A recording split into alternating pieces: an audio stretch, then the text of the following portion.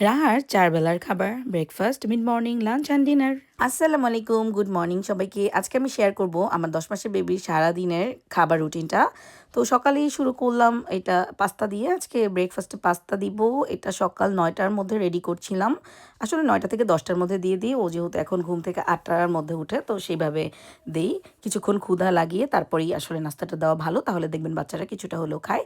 তো এখানে আমি পাস্তা দিয়েছি। একবারে পাস্তার সাথে কিন্তু টমেটো, ক্যাপসিকাম আর একটু গাজর দিয়ে একদম একবারে সেদ্ধ করে নিব, কোনো রকম পানি ফেলবো না।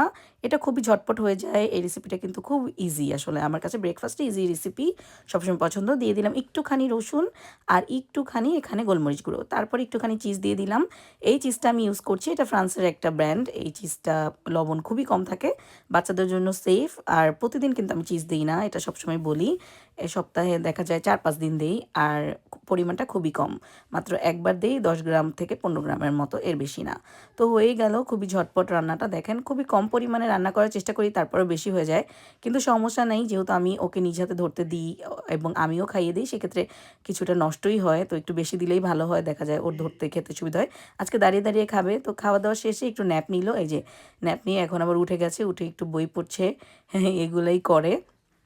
এখন ওকে আমি নিয়ে কোনো রকম ব্রেস্ট ফিড না করিয়ে জাস্ট একটু মিড মর্নিং নাস্তাটা দিয়ে দিলাম। মিড মর্নিং নাস্তা দিতে দিতে দেখা যায় ১২টা, হ্যাঁ ১২টা ১টার মধ্যে দেই। তো এই সময়টা দিয়েছিলাম পাকা পেঁপে, কিছুটা খেলো মাশাআল্লাহ ভালোই। আর এই যে এতটুকু আর খাবে না। তারপরে কিন্তু আমি ওকে গোসল করিয়ে দিই। এই যে গোসলের টাইম হয়ে গেছে, গোসল করিয়ে এখন ও খেলতেছে। এই ফাঁকে আমি ওর জন্য দুপুরে রান্নাটা করতে চলে আসছি। আজকে প্রথমবারের মতো আমি ওকে কলিজা দিয়েছিলাম।